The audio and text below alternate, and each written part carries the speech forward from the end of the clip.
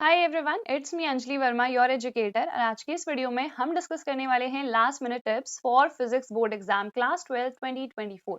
क्या क्या चीजें हमें लास्ट मोमेंट पे प्रिपेयर करनी है, क्या क्या चीजें फॉलो करनी है, वो हम डिस्कस करने वाले हैं। इसके अलावा बोर्ड एग्जाम पेपर जब आपके हाथ में आ जाएगा तब आपको क्या क्या चीजें करनी है वो भी मैं अभी ही आपको बताने वाली हूँ। ठीक है, तो सबसे पहले तो यार कंप्लीट जो सिलेबस है उसको रिवाइज कर लेना। अगर दूसरे दिन आपका पेपर है तो आपको उसके पहले दिन कंप्लीट रिवीजन करना है। जितनी भी चीजें आप लोगों ने पढ़ ली हैं उनको रिवाइज करना, जितने फॉर्मूलाज हैं उनको रिवाइज कर लेना, बिकॉज न्यूमेरिकल्स कई बार आ जाते हैं और हम फॉर्मूला ही भूल जाते हैं। तो आपको ऐसी गलती नहीं करनी है, सारे फॉर्मूलाज को अच्छे से रिवाइज कर लेना।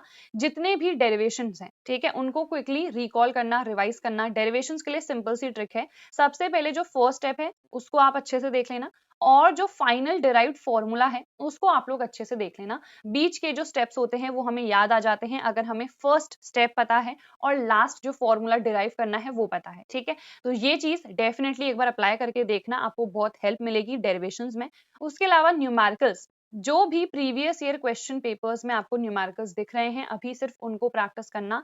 अलग अलग रिसोर्सेज से आपको अभी न्यूमेरिकल्स प्रैक्टिस करने की जरूरत नहीं है। ठीक है, प्रीवियस ईयर क्वेश्चन पेपर्स में जो भी मोस्ट इंपॉर्टेंट टाइप के क्वेश्चंस हैं या फिर जो भी आपको डिफिकल्ट लग रहे हैं या पहले डिफिकल्ट लगे थे उनको एक बार वापस से रिवाइज कर लेना। एंड सैंपल पेपर्स यार 2 से 3 डेफिनेटली देख लेना अगर अभी तक नहीं देख रखे हैं तो।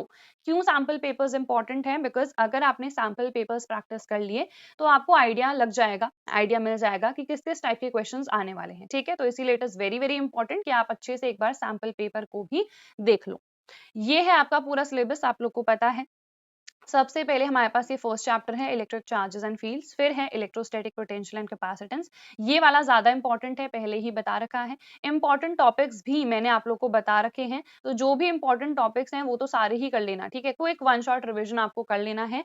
जो भी बच्चे ऐसे हैं जिन्होंने कम पढ़ रखा है तो यार वन शॉट्स ही प्रेफर करना, डिटेल लेक्चर्स बिल्कुल भी मत देखना। जो भी चीजें बची हैं जो मोस्ट इंपॉर्टेंट है उसको प्रायोरिटी रखना सबसे पहले। ठीक है, मान लो मेरा electrostatic potential and capacitance chapter भी बचा है और इसके अलावा मान लो हमारा कौन सा चैप्टर बचा है इसमें से मैग्नेटिज्म एंड मैटर, तो आप मैग्नेटिज्म एंड मैटर नहीं करोगे क्योंकि वो कम वेटेज रखता है। जो ज्यादा वेटेज रखता है उसको आपको अपनी प्रायोरिटी रखना है। इसके अलावा सेमीकंडक्टर डिवाइसेस बहुत ही छोटा सा चैप्टर है, बट देखो 7 नंबर कवर करता है, 7 नंबर के क्वेश्चंस आएंगे, which means this is very important. इसकी ज्यादा वेटेज है, कम एफर्ट्स डाल के ज्यादा मार्क्स आ रहे हैं, तो ये अगेन आपकी प्रायोरिटी होना चाहिए। ठीक है, तो बस क्लियर हो गया होगा। अब जैसे ही एग्जाम में आपका जो बोर्ड पेपर है आपके हाथ में आ जाता है तब क्या क्या चीजें आपको फॉलो करनी है। तो देखो, अगर कोई भी न्यूमेरिकल क्वेश्चन है तो जो फॉर्मूला है वो तो डेफिनेटली मेंशन करना। अगर मान लो आगे की कैलकुलेशन नहीं हो पा रही है या कैसे सॉल्व करना है नहीं समझ में आ रहा है, कोई बात नहीं, जितना भी आ रहा है उतना जरूर करना, फॉर्मूला वहां पर लिख के आ जाना।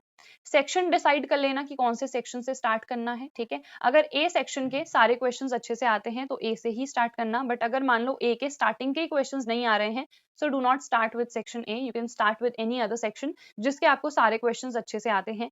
एक सेक्शन के जितने क्वेश्चंस हैं वो एक साथ होने चाहिए। ठीक है, अगर मान लो कोई क्वेश्चन नहीं भी आ रहा है so you need to leave space for that question.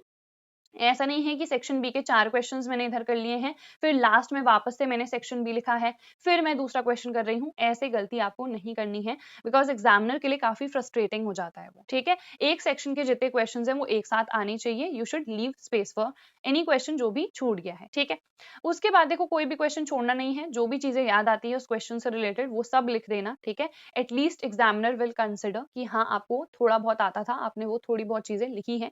Question कोई भी छोड़ना नहीं है। थ्योरी में यार अच्छे से जितनी भी चीजें हैं, जितनी भी चीजें आपको आती हैं लिखना। एमसीक्यूज में तो यार आप कुछ कर नहीं सकते हो, दिमाग ही लगाना पड़ेगा, और जो क्वेश्चंस नहीं आते हैं उनको भी छोड़ना मत, तुक्का जरूर लगा लेना। मान लो वो तुक्का सही बैठ गया तो आपके अच्छे मार्क्स आ जाएंगे। ठीक है, उसके बाद जो भी डेरिवेशंस हैं वहां पे डेरिवेशंस को बहुत ज्यादा खींचना मत, क्योंकि 2 या 3 नंबर का ही डेरिवेशन आएगा, तो 2 3 3 पन्ने भरने का कोई फायदा नहीं है, आपका टाइम वेस्ट होगा।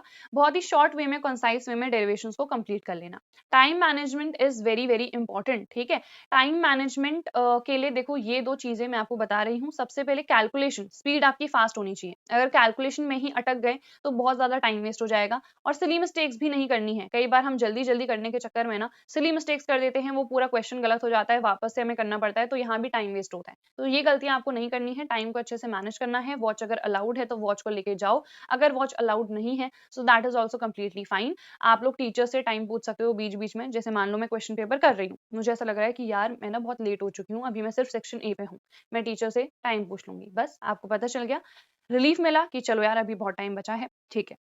फिर आप फिर से क्वेश्चंस करने लग गए, फिर आपको लगा कि यार अभी भी शायद मैं बहुत पीछे चल रही हूँ, फिर से टाइम पूछ लिया। 4-5 बार पूछो यार, टीचर्स ऐसा नहीं है इरिटेट होंगे, अगर कोई इरिटेट हो रहा है ना तो वो उनकी प्रॉब्लम है। आप वहाँ लिटरली उतने प्रेशर में पेपर लिख रहे हो, सो आपका राइट है कि आप जाके पूछ सको, ठीक है? सो ये सारी चीज़ें आप लोग को फॉलो करनी है। So that is it for this video. I hope this video helped you. Do not forget to like, share and subscribe to my channel and I will see you guys in the next video. Till then take care and all the very best.